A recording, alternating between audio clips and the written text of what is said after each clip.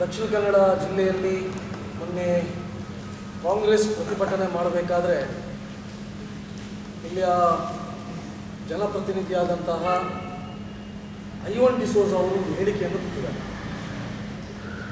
ಮಾತಾಡಬೇಕಾದ್ರೆ ಹೇಳಿದ್ದಾರೆ, ರಾಜ್ಯಪಾಲರನ್ನು ವಾಪಸ್ ಕರೆಯದಿದ್ದರೆ ನಾವು ಬಾಂಗ್ಲಾ ರೀತಿಯಲ್ಲಿ ಯಾವ ರೀತಿ ಅಲ್ಲಿಯ ಪ್ರತಿಭಟನೆ ನಡೆದಿದೆ ಅದೇ ರೀತಿಯ ಪ್ರತಿಭಟನೆ ಇಲ್ಲಿಯೂ ನಾವು ಮಾಡ್ತೀವಿ, ರಾಜಭವನಕ್ಕೆ ನುಗ್ತೀವಿ ಎಂಬಂತಹ ಒಂದು ಹೇಳಿಕೆಯನ್ನು ಐವನ್ ಡಿಸೋಜ ಅವರು ಕೊಟ್ಟಿದ್ದಾರೆ. ಹಾಗಾಗಿ ಈ ಹೇಳಿಕೆಯನ್ನು ನಾವು ಬಹಳ ತೀವ್ರವಾಗಿ ಈಗಾಗಲೇ ಖಂಡಿಸಿದ್ದೀವಿ. ಅಷ್ಟು ಮಾತ್ರ ಅಲ್ಲ, ಪೊಲೀಸ್ ಇಲಾಖೆಗೆ ನಾವು ದೂರನ್ನು ಕೂಡ ಕೊಟ್ಟಿದ್ದೀವಿ. ಆದರೆ ಪೊಲೀಸ್ ಇಲಾಖೆ ಇವತ್ತಿನ ತನಕ ಅವರ ಮೇಲೆ ಕೇಸನ್ನು ದಾಖಲು ಮಾಡಿಲ್ಲ. ಹಾಗಾಗಿ ಈ ಪೊಲೀಸರ ಈ ದ್ವಂದ್ವ ನಿಲುವನ್ನು ನಾವು ವಿರೋಧ ಮಾಡ್ತೀವಿ. ಯಾಕೆಂದರೆ ಇವತ್ತು ದಕ್ಷಿಣ ಕನ್ನಡ ಜಿಲ್ಲೆಯಲ್ಲಿ ಕೇವಲ ಒಂದು ರಸ್ತೆಯಲ್ಲಿ ನಾವು ನಮಾಜ್ ಮಾಡ್ತೀವಿ ಎಂಬುದಕ್ಕೆ ನಾವು ಹೇಳಿದ್ವಿ, ಅಲ್ಲಿ ಬಂದು ನಾವು ಭಜನೆ ಮಾಡ್ತೀವಿ, ನಮಾಜನ್ನು ವಿರೋಧಿಸಿ ಅದಕ್ಕೆ ತಕ್ಷಣ ಪೊಲೀಸ್ ಇಲಾಖೆ ನನ್ನ ಮೇಲೆ ಸುಮೋಟೋ ಕೇಸನ್ನು ದಾಖಲು ಮಾಡ್ತಾರೆ. ಆದರೆ ಬಾಂಗ್ಲಾದೇಶದ ರೀತಿಯಲ್ಲಿ ನಾವು ಇಲ್ಲಿ ಪ್ರತಿಭಟನೆಯನ್ನು ಮಾಡ್ತೀವಿ ಎಂಬುದಕ್ಕೆ ರಾಷ್ಟ್ರದ್ರೋಹಿ ಹೇಳಿಕೆಯನ್ನು ಕೊಟ್ಟಿದ್ದಾರೆ. ಅದಕ್ಕೆ ಇವತ್ತು ಅವರ ಮೇಲೆ ಕೇಸು ಇಲ್ಲ.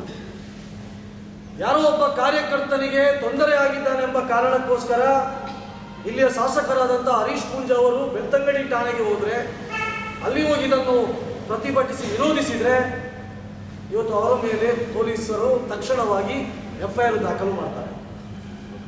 ಆದರೆ ನಾವು ಹೇಗೆ ಬಾಂಗ್ಲಾದೇಶದಲ್ಲಿ ಅಲ್ಲಿಯ ಪ್ರಧಾನಮಂತ್ರಿಗಳನ್ನು ಓಡಿಸಿದ್ದೀವಿ, ಅಲ್ಲಿಯ ಪ್ರಧಾನಮಂತ್ರಿಗಳ ನಿವಾಸಕ್ಕೆ ಅದೇ ರೀತಿ ಇಲ್ಲಿ ಬಂದು ರಾಜಭವನಕ್ಕೆ ನಾವು ನುಗ್ತೀವಿ ಅಂತ ಹೇಳಿದ್ರು ಪೊಲೀಸರು ಇವತ್ತು ಕೇಸು ದಾಖಲು ಮಾಡಿಲ್ಲ. ಮಂಗಳೂರಲ್ಲಿ ಶ್ರೀರಾಮನಿಗೆ ಅವಮಾನ ಮಾಡಿದ್ದಾರೆ ಎಂಬ ಕಾರಣಕ್ಕೋಸ್ಕರ ಶಾಲೆಯ ಎದುರುಗಡೆ ಹೋಗಿ ಅದನ್ನು ವಿರೋಧಿಸಿದರೆ ಅಲ್ಲಿಯ ಶಾಸಕರಾದಂಥ ಭರತ್ ಶೆಟ್ರು, ಅಲ್ಲಿಯ ಶಾಸಕರಾದಂಥ ವೇದವ್ಯಾಸ್ ಕಾಮತ್ ಸೇರಿ ನನ್ನ ಮೇಲೆ ಪೊಲೀಸ್ ಇಲಾಖೆ ತಕ್ಷಣ FIR ಅನ್ನು ಮಾಡಿತು. ಆದರೆ ಇವತ್ತು ಬಾಂಗ್ಲಾದೇಶದ ರೀತಿಯಲ್ಲಿ ನಾವಿಲ್ಲಿ ಪ್ರತಿಭಟನೆಯನ್ನು ಮಾಡುವುದರ ಮುಖಾಂತರ ದಂಗೆಯನ್ನು ಎಬ್ಬಿಸ್ತೀವಿ ಎಂಬಂಥ ಹೇಳಿಕೆಯನ್ನು ಕೊಟ್ಟಂತಹ ಇವತ್ತು ಐವನ್ ಡಿಸೋಜ ಅವರ ಮೇಲೆ ಕೇಸನ್ನು ದಾಖಲು ಮಾಡಲಿಕ್ಕೆ ಇನ್ನೂ ಪೊಲೀಸರಿಗೆ ಆಗಿಲ್ಲ. ಹಾಗಾಗಿ ಈ ಪೊಲೀಸರ ದ್ವಂದ್ವ ನಿಲುವು ಏನಿದೆ, ನಮಗೊಂದು ನ್ಯಾಯ, ಇನ್ನೊಬ್ಬರಿಗೆ ಇನ್ನೊಂದು ನ್ಯಾಯ, ಇದು ಸರಿಯಲ್ಲ. ಈ ಕ್ರಮ ಸರಿಯಲ್ಲ. ಪೊಲೀಸ್ ಇಲಾಖೆ ಕಾಂಗ್ರೆಸ್ ಪಕ್ಷದ ಕೈಗೊಂಬೆಯಂತೆ ವರ್ತಿಸುತ್ತಿರುವುದು ಈ ಘಟನೆಯನ್ನು ನೋಡಿದಾಗ ಮೇಲ್ನೋಟಕ್ಕೆ ನಮಗೆ ಕಾಣ್ತಾ ಇದೆ. ಹಾಗಾಗಿ ನಾವು ಇದನ್ನು ವಿರೋಧಿಸ್ತೇವೆ. ಅದಕ್ಕೆ ನಾನು ಇನ್ನೊಂದು ಸಲ ಪೊಲೀಸ್ ಇಲಾಖೆಗೆ ನಾನು ಆಗ್ರಹವನ್ನು ಮಾಡ್ತೀವಿ, ಮನವಿಯನ್ನು ಮಾಡ್ತಾ ಇದ್ದೀವಿ. ಈಗಾಗಲೇ ನಾವು ದೂರನ್ನು ಕೊಟ್ಟಿದ್ದೀವಿ. ನೀವು ತಕ್ಷಣ ಐವನ್ ಡಿಸೋಜ ಅವರ ಮೇಲೆ ಕೇಸನ್ನು ತಕ್ಷಣವಾಗಿ ದಾಖಲು ಮಾಡಬೇಕು ಅಂತೇಳಿ ನಾವು ಈ ಪತ್ರಿಕೆಯ ಮುಖಾಂತರ ನಾನು ಆಗ್ರಹವನ್ನು ಈ ಸಂದರ್ಭದಲ್ಲಿ ಮಾಡ್ತೇನೆ. ಐವನ್ ಮನೆಗೆ ಕನ್ವಿಷನ್ ನಾನು ಟಿವಿಯಲ್ಲಿ ನೋಡಿದೆ. ಐವನ್ ಡಿಸೋಜ ಅವರ ಮನೆಯಲ್ಲಿ ಕಲ್ಲು ತೂರಾಟ ನಡೆದಿದೆ. ಬಹುಶಃ ಇದು ತಡವಾಯಿತು, ಇದು ಮೊನ್ನೆ ಆಗಬೇಕಿತ್ತು.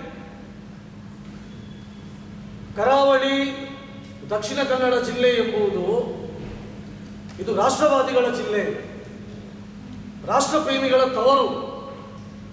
ಹಾಗಾಗಿ ರಾಷ್ಟ್ರ ವಿರೋಧಿ ಹೇಳಿಕೆ ಇರ್ಬೋದು, ರಾಷ್ಟ್ರದ್ರೋಹಿ ಹೇಳಿಕೆ ಇರ್ಬೋದು, ಇದನ್ನು ವಿರೋಧಿಸುವಂಥದ್ದು ನಮ್ಮ ಕರ್ತವ್ಯ. ಆ ವಿರೋಧದ ಕೆಲಸವನ್ನು ಯಾರೋ ಮಾಡಿದ್ದಾರೆ. ಹಾಗಾಗಿ ಇದಕ್ಕೆ ಕಾರಣ ಯಾರು?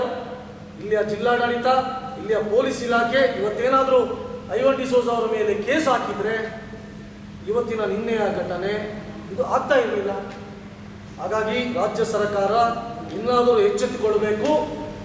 ಐವನ್ ಡಿಸೋಜ ಅವರ ಮೇಲೆ ತಕ್ಷಣಕ್ಕೆ ಪೊಲೀಸರು ಕೇಸ್ ಹಾಕುವಂಥ ಕೆಲಸವನ್ನು ಮೊದಲು ಮಾಡಬೇಕು ಅಂತ ಈ ಸಂದರ್ಭದಲ್ಲಿ ನಾನು ಆಗ್ರಹವನ್ನು ಮಾಡ್ತೀನಿ.